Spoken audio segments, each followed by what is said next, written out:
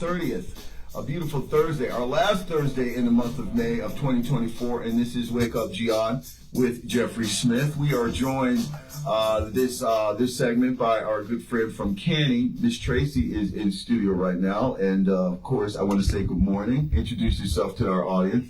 Good morning, Jeff. Thank you so much for the opportunity to be here again. I'm Tracy Lewis, CEO of Community Advocates of Northern Indiana, otherwise known as Canny. Hey, Canny. I always call it Canny, but that just goes to show you how my mind works. Very interesting stuff. So first of all, I guess start off, what have you been up to since we last talked? Well, I want to check in. I appreciate that, Jeff. So many great things going on. Pull the mic just a little closer so we can hear. Absolutely. There you go. Lots of great stuff going on. We've got some exciting partnerships, Jeff. Yeah. Two of them, one is with the University of Chicago. I don't know if you guys have noticed that there's a facility off of 109th and Crown Point, brand new hospital. Yeah. And so they wanted to work with us. They reached out on a research project called the Photo Voice Study. Yeah.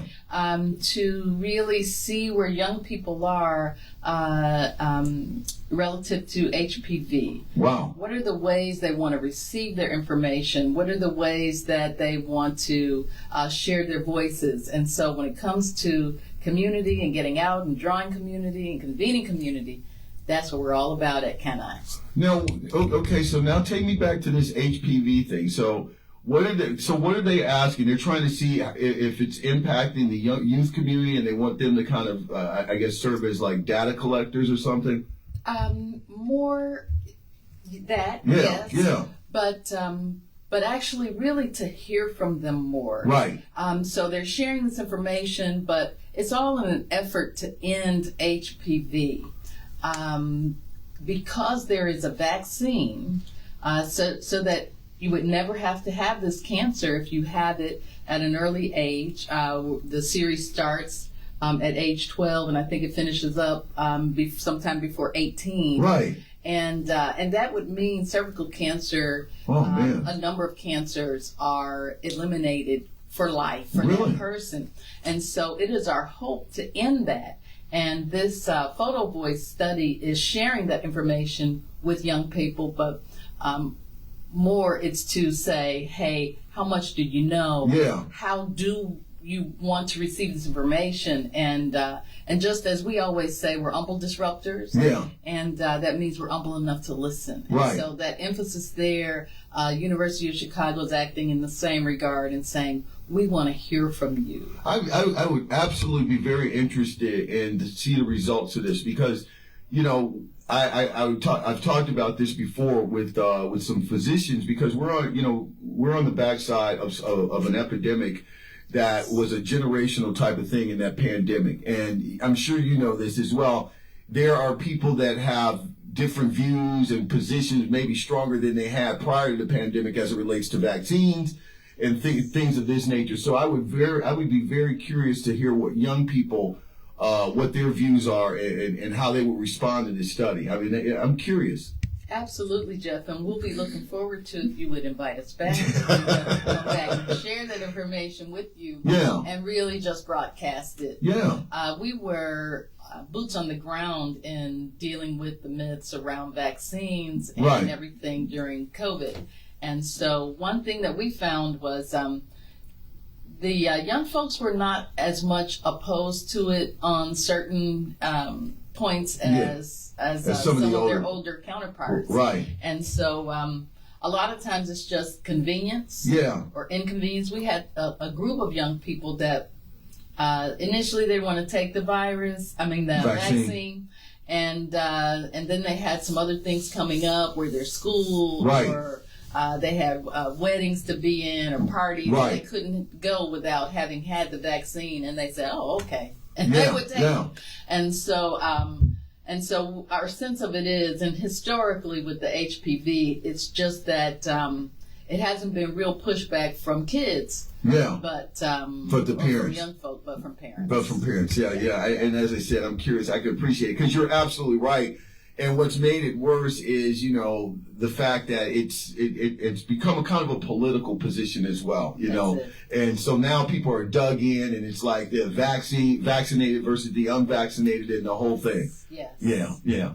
We're talking with Tracy Lewis of Can I, now I got it correct, a wonderful organization, Community Advocates of Northern Indiana. Northern Indiana. Tell us a little bit, you just remind our audience about some of the things and what your group does. So as I mentioned before, we are humble disruptors. We go into community and we look to create access points to health information, to health service, and screenings and things where none existed prior. And so what that looks like is we're at health fairs, we're connecting with legislators, but mostly we're in community. Dealing with those areas where there's a disproportionate impact to Black and brown people than our white brothers and sisters. So we're out there to address those disparities and to move toward health parity, health equity, specifically in Lake and Porter County. Now, let me ask you this, because I had a conversation with Dr. Seabrook about this. She comes on the show monthly, and, I was asking her to help make sense to me, because obviously I'm a man, so I don't get it at all. But, when you hear about like a state like Indiana, a state that I love, a state that has so many resources and surplus, and you think about the mortality rate of mothers giving birth in this state, and I had to ask her to help it make sense to me, because in the 21st century, with 21st century medicine, why is that still a thing? Jeff, absolutely. And in fact, we just had a community conversation this past Thursday addressing Black maternal and infant mortality. And short answer across the board, number one is racism. Systemic racism. Moms aren't being listened to. There's an example out here that demonstrates this well. When Serena Williams was pregnant. Right, I remember, You remember this situation? And she dealt with She had a blood clotting problem or something? She had a blood clot. Her doctors did not believe her initially. But because of who she is, she was able to get folks to move and act and saved her life. But there's no way that anyone should be in a life-threatening situation like that. When we talk health disparities, we're talking about preventable death. And preventable mortality issues, morbidity issues. And so infant mortality and maternal mortality it's no different. This is preventable, but Black moms aren't believed. There's these old tropes about being able to bear pain more. That they don't really know exactly what's going on with them. I mean, they're too numerous to name. But structural and systemic racism continues to put moms at risk and in jeopardy, and babies. And so, and then there's some other things, the other pieces of systemic racism that deal with there already being hypertension among Black and brown moms. So that means that they come with a higher incidence of chronic diseases like hypertension, obesity, that they're bringing to the table, right. And so pregnancy, as beautiful as it is also very stressful on the body. It's a violent act. It's exactly right, exactly. And so that puts them more at risk. And then, not having insurance, or having insurance just around that time, or no prenatal care. All of these factors compound the issue.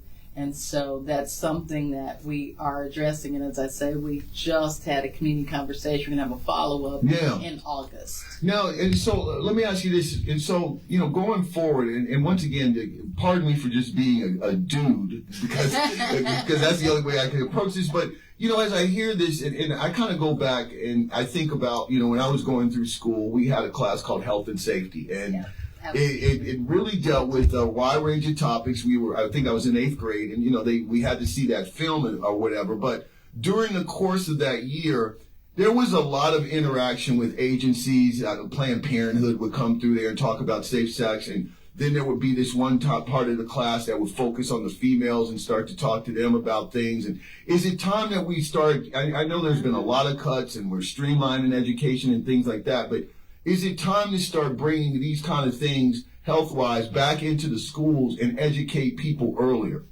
You know, Jeff for president. Absolutely.